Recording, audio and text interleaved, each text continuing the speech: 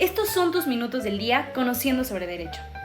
Pues bueno, en el video anterior platicamos sobre 2 preguntas que contestaban a la resolución o la manera en la que se resolvió la demanda judicial presentada por William Marbury. En este primer video contestamos 2 preguntas que decían: ¿tiene Marbury derecho al nombramiento que demanda? Y vimos que sí, efectivamente, William Marbury tenía derecho a ese nombramiento.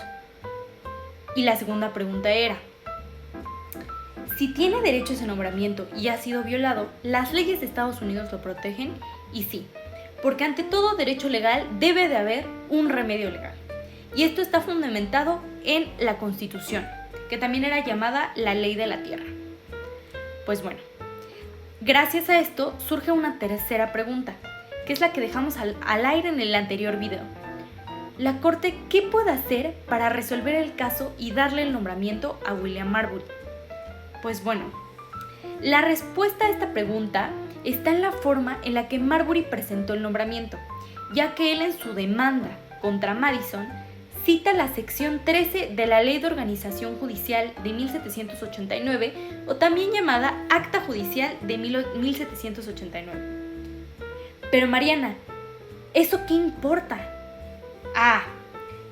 Pues esto es muy importante porque de este fundamento derivan 2 preguntas esenciales. Estas 2 preguntas que son esenciales para entender cómo se resuelve esta última tercera pregunta van a ser: ¿cuál es la naturaleza del mandato que se busca que emita la Suprema Corte? ¿Y la Corte tiene facultad para emitirlo? Pues bueno, en primer lugar, la Corte puede emitir un mandamús o un mandato cuando la naturaleza del mismo no es dirigido a un funcionario público con el objetivo de entrometerse en sus funciones, en este caso en las funciones del secretario de Estado, miembro del gabinete del presidente, sino cuando ese mandato pretende solicitar a un funcionario realizar determinada cosa porque sus actos violan algún derecho de las personas, algún derecho humano, mismos que deben ser protegidos por la Suprema Corte de Justicia. Por lo que en este caso sí puede ser emitido un mandamús o un mandato debido a su naturaleza, debido a que el acto del secretario de Estado, James Madison, viola el derecho legal de William Marbury a ese nombramiento que le otorgó John Adams en su momento.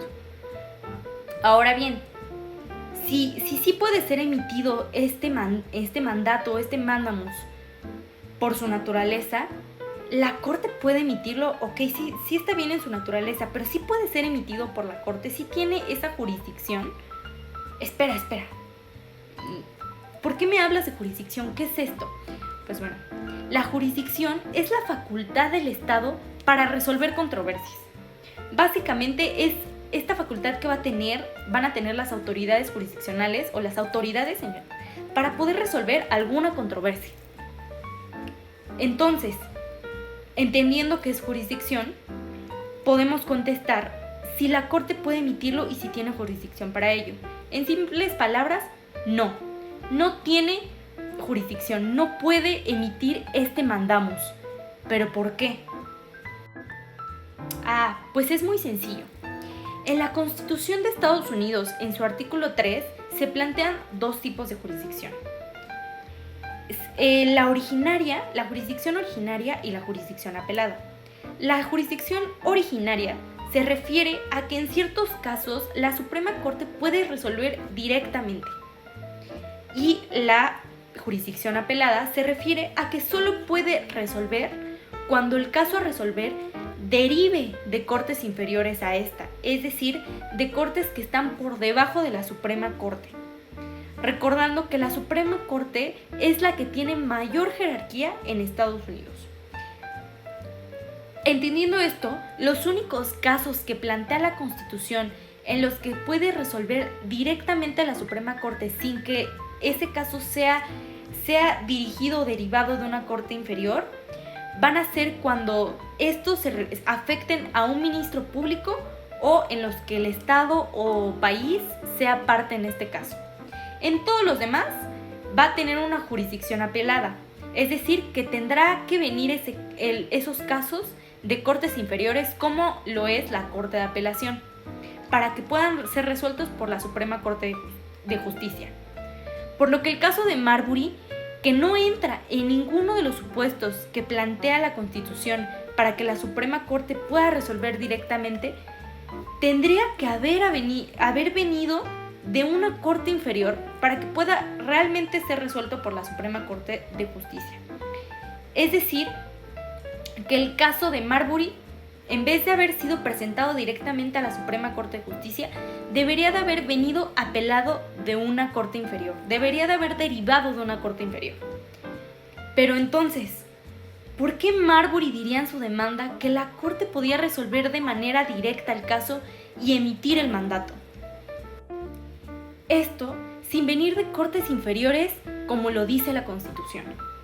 Porque la sección 13 del Acta Judicial, y la cual fue citada por Marbury en su demanda, dice que la Suprema Corte puede emitir mandatos en casos surgidos en cualquier tribunal. Es decir, que expande la jurisdicción originaria, permitiendo a la Suprema Corte resolver sobre cualquier caso, a diferencia de lo que dice la Constitución, que solo plantea 2 casos en los que puede resolver de manera directa. Cuando se afectan ministros públicos o cuando el país, directamente Estados Unidos es parte de ese caso. Entonces, si dijimos que la Constitución decía otra cosa, ¿a quién le debe hacer caso la Suprema Corte de Justicia? ¿A la sección 13 del Acta Judicial o a la Constitución? Esto es muy sencillo, a la Constitución. ¿Pero por qué? Porque en países como Estados Unidos e incluso México existe un principio llamado supremacía constitucional, el cual dice que la Constitución es la ley suprema, la ley con mayor jerarquía y relevancia en el país, por lo que es la que debe ser observada y acatada antes que cualquier otra ley. Así que lo que dice la sección 13 del Acta Judicial no debe de ser acatado porque contradice a la Constitución. Entonces, si no podía resolver la Suprema Corte de Justicia porque la Constitución no le otorgaba esta jurisdicción, ¿qué sucedió con el caso de Marbury contra Madison? ¿Qué dictó al final la Corte? ¿Le dieron el nombramiento a William Marbury o no? Eso lo veremos en el siguiente video.